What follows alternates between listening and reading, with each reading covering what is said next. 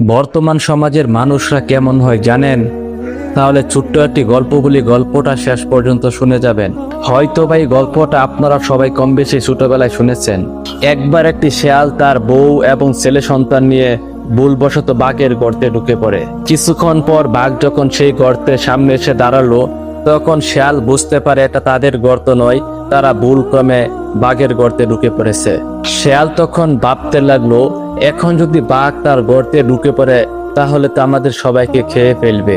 শেয়াল তখন বুদ্ধি করে তার বউকে বলল, তুমি আমার ছেলে সন্তানের গায়ে চিমটি কাটবা, আর তারা যখন কান্না করবে আমি তখন জিজ্ঞাসা করব তারা কান্না করে কেন।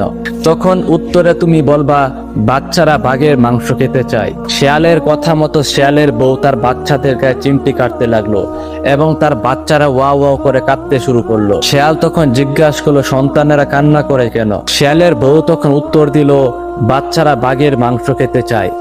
বাহিরে দাঁড়িয়ে থাকা বাঘ তখন এসব শুনে তো ভয়ে কাঁপতে শুরু করলো। বাঘ তখন ভাবতে লাগলো, আমার গর্তে এমন কি জন্তু প্রবেশ করেছে যাদের সন্তানেরা বাঘের মাংস খেতে চায়, না জানি তাদের মা বাবা কি খেতে চাইবে। বাঘ তখন সাথে সাথে ভয়ে কাঁপতে কাঁপতে পালাতে লাগলো, আর পালানোর সময় তার বানরের সাথে দেখা হয়।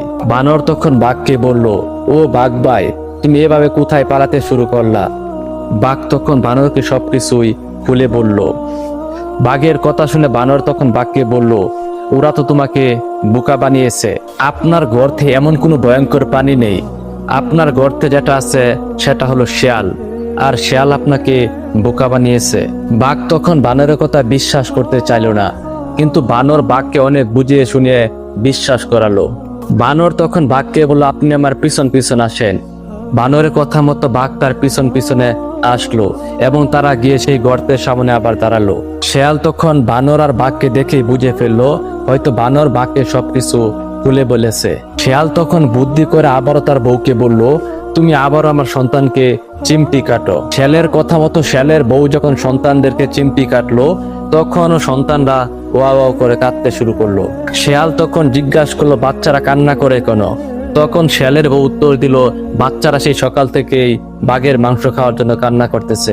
শেয়াল তখন বলল, ওদের কান্না থামাও, একটু আগেই গর্তের সামনে একটি বাঘ ছিল, ওদের কান্নার জন্য বাঘটি পালিয়ে গেছে, আমি তাকে ধরতে পারি নাই। একটু আগেই আমার একটা বানর বন্ধুকে পাঠিয়েছি ওই বাঘকে ভুলভাল বুঝে গর্তের সামনে আনার জন্য। বানর হয়তো বাঘটাকে নিয়ে আসছে, তুমি ওদের কান্না থামাও, আমি এখনই বাঘটাকে নিয়ে আসছি। বাঘ এই কথা শুনে তো বানরের উপর পুরাই খেপে গেল। বাঘ তখন বানরকে বলল, তুই আমাকে এভাবে ধোঁকা দিয়েছিস। বাঘ তখন বানরকে দৌড়াতে দৌড়াতে একটা সময় পর বানর হুচট খেয়ে পড়ে মারা গেল। বাঘও তখন পালিয়ে গেল, আর এদিকে শেয়াল তবে বুদ্ধির জুড়ে তারাও বেঁচে গেল। মাঝপথে কে মারা গেল? মাঝপথে ওই বানরটাই মারা গেল।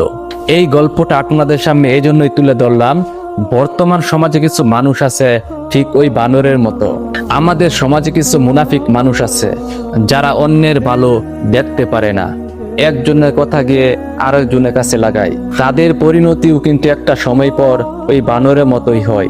সবাই একে অপরে মিলেমিশ হয়ে যায়, শেষ পর্যায়ে মুনাফিক মানুষগুলোই ওই বানরের মতন মারা যায়। সো বন্ধুরা, সবসময় অন্যের ভুল খোঁজার চেষ্টা না করে নিজের ভুলটুকু দেখার চেষ্টা করবেন। অন্যকে একবার খারাপ বলার আগে আপনি একবার বোঝার চেষ্টা করুন আপনি আসলে ততটা ভালো হতে পারছেন কিনা। আগে নিজে পরিপূর্ণভাবে পরিশুদ্ধ হওয়ার চেষ্টা করুন, তারপর অন্যের সমালোচনা না করে তাকে বোঝানোর চেষ্টা করুন। আশা করি সকলে আমার কথাটা বুঝতে পেরেছেন। ধন্যবাদ।